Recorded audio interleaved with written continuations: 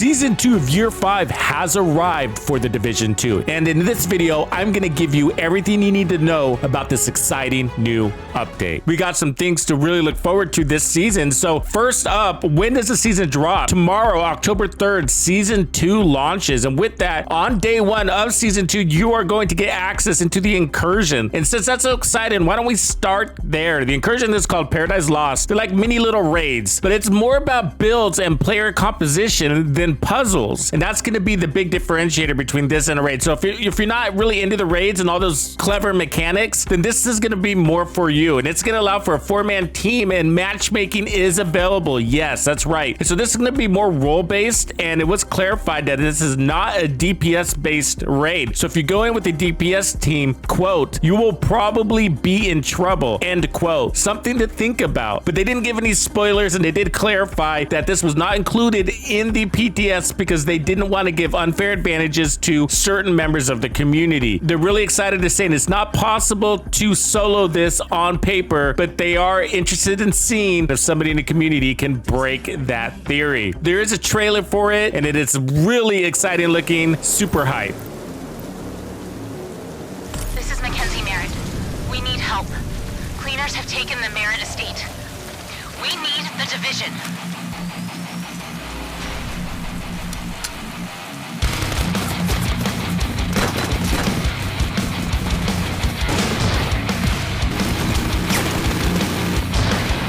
Careful, agents. That tanker can blow at any minute.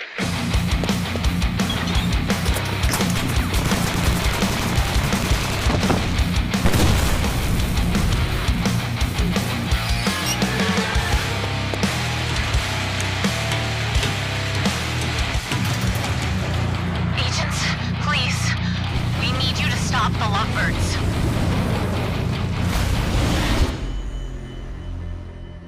Along with the Incursion is going to come the Ouroboros Exotic. This is going to be an Incursion reward, so this is the only way you're going to be able to get this new SMG. There's a 10% chance on a weekly basis, so this is going to work a lot like the Dark Hours and the Iron Horse raid. So at the end of the Incursion, there's going to be a chest. You get a 10% chance of getting this exotic when you open that chest. You're only going to be able to open this chest 1 time per week, and if you don't get it, then you're going to have to wait till next week. Otherwise, the bosses do have the ability to drop the exotic. Unfortunately, it's only at a 1% chance. The faction that you're going to face are cleaners, and there is some lore tied behind this Incursion. Excited to find out more as we dig in deeper and hopefully conquer this Incursion super efficiently. So there is going to be a manhunt. It's a kind of a hybrid because at the end, you will be fighting the recruiter, Hunter. And that is really, really exciting. I love taking on the Hunters. I don't know about you guys, but this one, it has a really cool look to him. There's some enigma there. And I think we're all saying, can I please get that outfit that he's wearing?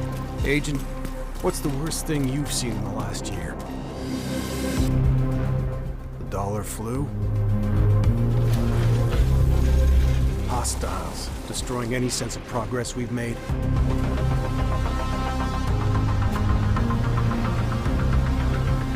Natalia Sokolova. Agent, the people we are sworn to protect rely on us. And we've failed them. Rogue agents are nothing compared to the threats you are about to face. It's time you met the recruiter.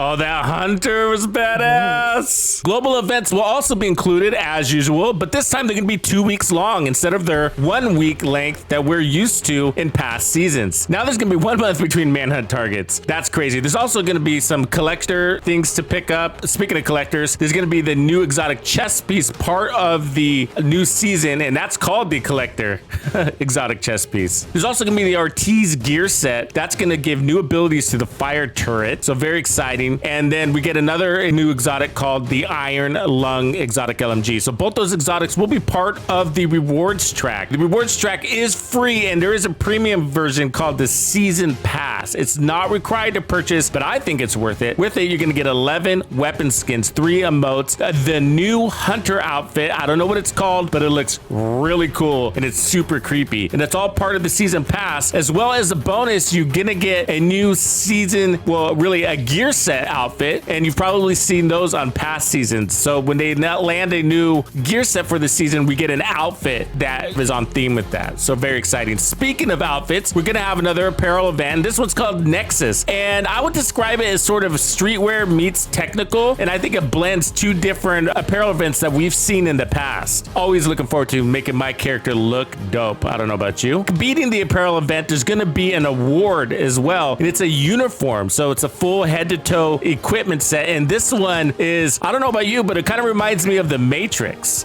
So it's pretty cool looking. I'm gonna be wearing it. It's worth mentioning the Ouroboros exotic, actually talking about it here for the next couple of minutes. This SMG is probably the highlight of the show. So I put out a poll. 34% of you are saying the most exciting thing about this season is gonna be this SMG. The deal is there was a lot of feedback that came in, and a lot of people were calling for a nerf to the SMG. They were saying it was overpowered. And so that's exactly what the devs delivered. So the SMG is now being lowered. Hey Bandidos, the community we have built together wouldn't have been possible without you.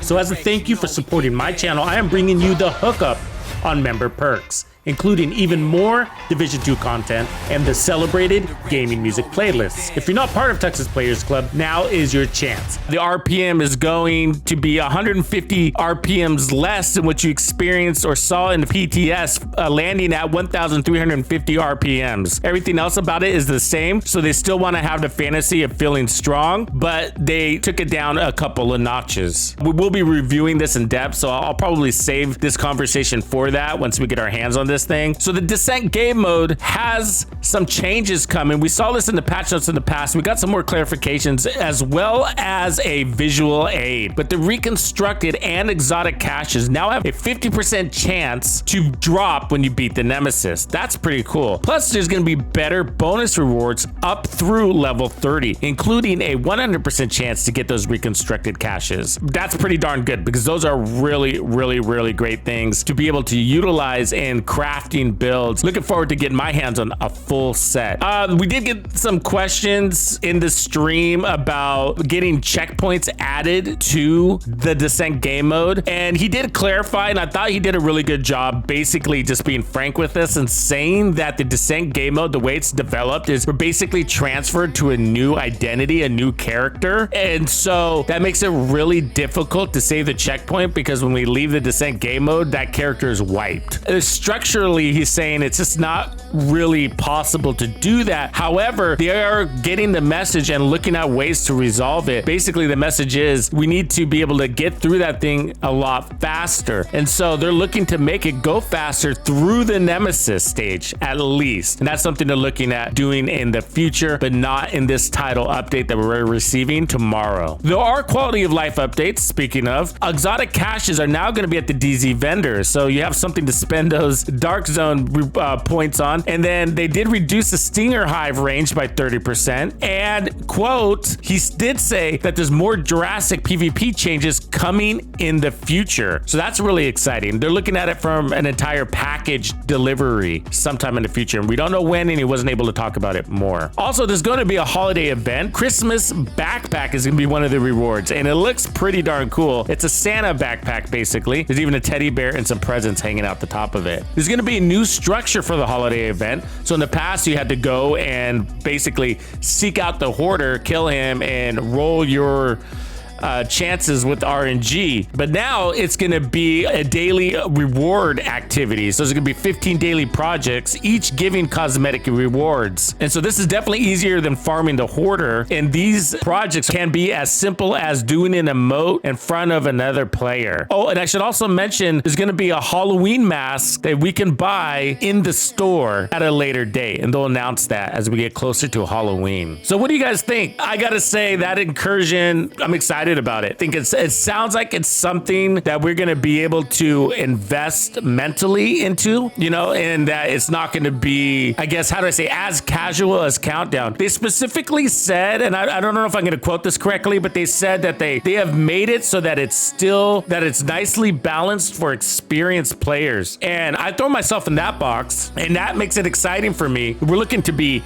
challenged more. And this Incursion sounds like that's gonna check that box. And that's exciting for me. And so he did say that you can't complete it with less than 4 players, but won't be able to do it solo. At least they don't think so, but I'm sure somebody will figure that out, right? But we do know that there's gonna be multiple bosses, but that's all they were willing to tell us, and the rest will need to be discovered. And then of course they did mention right up front, which was kind of funny, that Julian is back as EP for the Division 3, and he'll be starting after Star Wars launches. Now Julian was part of the original Division, and he's going to be coming back to give the Division direction and make sure everything is tied together nicely. And so he will be paving the way for Division 3, assembling the team. You know, that's all they were willing to tell us about, and I didn't expect anything more than that. They like to keep details close to their chest until they're basically up against the launch date, and we're far away from that. So don't expect any real details on the Division 3 until we get something solid to lean on. Be sure to comment down below what you would like to see on day 1. I will be reviewing those notes and plan accordingly for tomorrow. So I will be streaming the day 1 live from the minute it goes live. If you don't know, they typically, and they haven't made the announcement yet, but I will have my eye on it, but typically they're going to shut down the servers at 12:30 a.m. Pacific Standard Time, whatever time that is in your world. I don't know, but in my world it's 12:30 a.m. and it usually goes down for maintenance in about 3 hours. I'll probably be going live at about 4 a.m. Pacific Standard Time. So join me in this new adventure as we break into season 2. Until then, I will see you guys in the morning. Thank you for hanging out with me and supporting the channel. You guys rock.